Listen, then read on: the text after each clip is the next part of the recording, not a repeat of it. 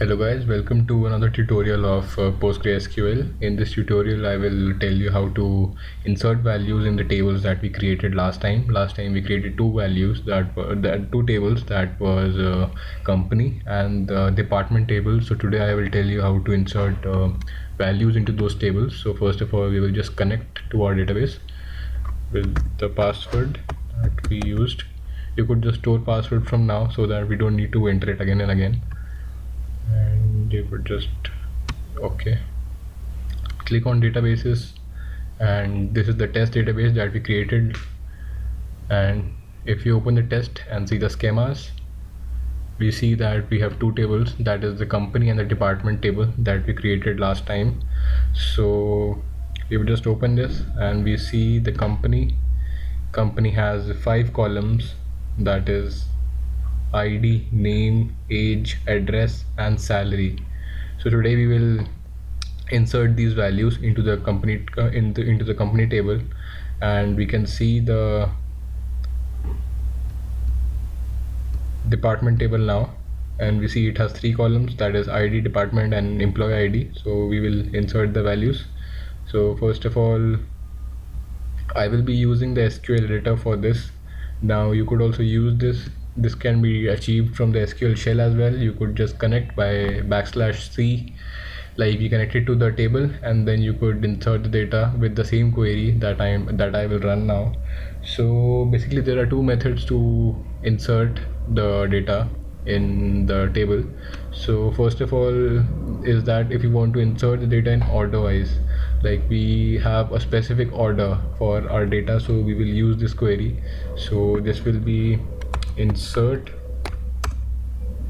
into company, that is our order. Like order will be, first of all I will insert the ID, then I will insert the name, then I will insert the age, then address, then the salary.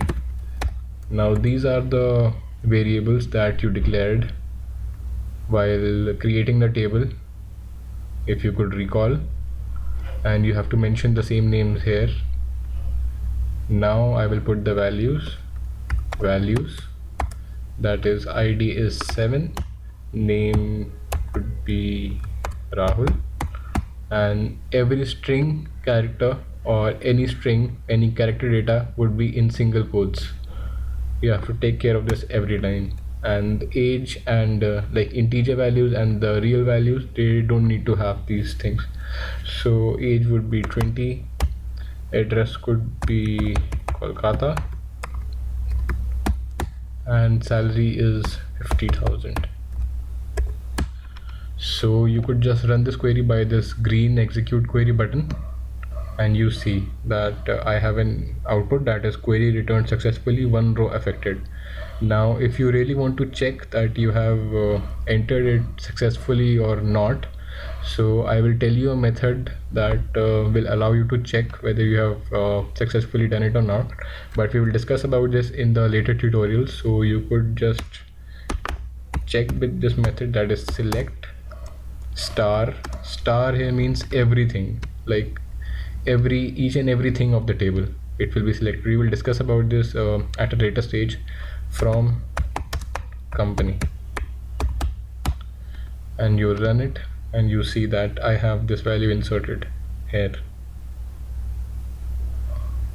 So for the second method I will tell you that if you want to insert the data in the order that is already defined, like you want to insert the data in this fashion only, like first you will insert ID, then name, then age, then address, then salary, then you could use this order. If you want to shuffle the order, like you want to insert the name first, the ID second, then you could use the method that I have taught you right now. But if you want to insert the data in order wise, then you could just use this, that is insert into company, and just write values. You don't need to define the properties or the order in which you will assign the values. Just write values and just straight away write the values, that is 4 and Priya, age is 24, Delhi, and 30,000. So just execute this and you see I have it again, that one row has been affected, and you could check it again now, that is select star from company. Now you see I have two values, as you could see. Now another thing that you could consider is that if you want to insert multiple data at a single time in a table, you could use this method, that is insert into company values. You could insert one, suppose Sunil, age is 12, address is Mumbai, and 30,000. Now the second thing is that you could place a comma, and again you could do the same. You could insert the same values, like you could just copy and paste it here, and you could just change the values, that is 2 and Hina, and 16, Mumbai, 30,000. Okay, you could execute and you see now that this time I have two rows affected, and you could just check it, that is select star from company, and you will see that I have the values inserted now. So I had inserted two values at the same time. So this is another method that you could insert data, and the simplest method now that I would teach you to insert data would be the GUI method. It is available in the pgadmin dashboard.